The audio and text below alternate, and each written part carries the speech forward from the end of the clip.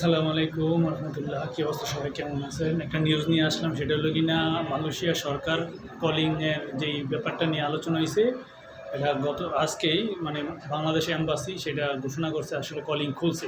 এখন এটা নিয়ে মাশাআল্লাহ অনেকেই অনেক রকম ভিডিও বানাইতেছে, কলিং খুলে গেছে, কলিং খুলে গেছে। অবশ্যই অনেক এজেন্সিও সেটা নিয়ে অনেক রকম বা অনেকের কাছ থেকে পাসপোর্ট নিব, বা যারা দালালি করে তারা দুনিয়ার পাসপোর্ট নিব। সবার অবগতির জন্য জানানো যাইতেছে যে, আমি ভালো করে বলি, এখানে যে আমি লিস্টটা দিয়ে দেবো বাংলাদেশ এম্বাসি থেকে যেই পেপারটা ঘোষণা দিছে ফেসবুকে পেজে সার্চে।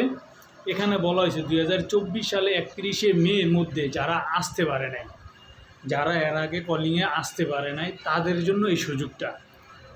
বিশেষ করে মালয়েশিয়ার অনেক কোম্পানি আছে যারা কিনা এই লোকগুলারে কলিং বের করে, অ্যাপ্রুভাল বের করে কলিং করে আনতে পারে নাই, মেয়াদ শেষ হয়ে গেছে, সময়টা শেষ হয়ে গেছে তাদের জন্য অন্তত এই সুযোগটা।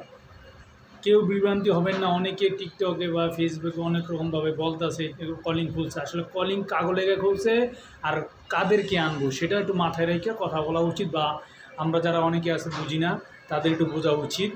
বোঝার জন্য আমি বলতেছি যে 2024 সালে 31শে মে যারা মানুষে ঢুকতে পারে নাই, টাইম শেষ হয়ে গেছে এই জন্য ঢুকতে পারে নাই।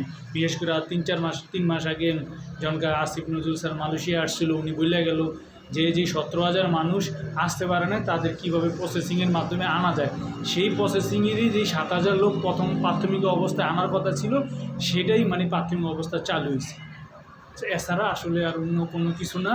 কেউ এটা নিয়ে বিভ্রান্তি হবেন না, কারণ বোঝেনি তো, অনেকেই টিকটক বা বিভিন্ন রকমভাবে প্রচার করতে আছে কলিং খুলছে। কলিং নর্মালি যেটা খোলে, আমরা যেটা আশা করছিলাম, বা যারা বাংলাদেশে আছে আসার জন্য অধীর আগ্রহে বসে রয়েছে মালয়েশিয়া আসবো, এটা কোনটা? এটা হলো কিনা নর্মালভাবে যেটা চালু হয়, বিভিন্ন কোম্পানি আবেদন করব, তারা তাদের চাহিদা মতন লোক আনবো, কোনো সমস্যা নেই। সেই লোকগুলা সেটা চিন্তা করে যে কলিংটা চিন্তা করছিলাম আমরা, এটা মনে করছে, আসলে এটা না। যারা আসতে পারে নাই, বারবার এখানে বলা আছে, কাগজটার ভিতরে ভালো করে ফলো করবেন, লেখাটার ভিতরে, যে যারা 31শে মে 2024 সালে আসতে পারে নাই, তাদের জন্য এই সুযোগটা বা এই অপশনটা দিছে।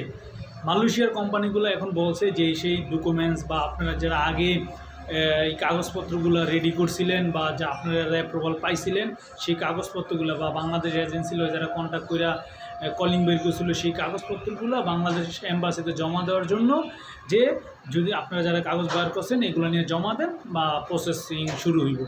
সো সবাই সাবধান থাকবেন প্রতারণা থেকে। আসসালামু আলাইকুম।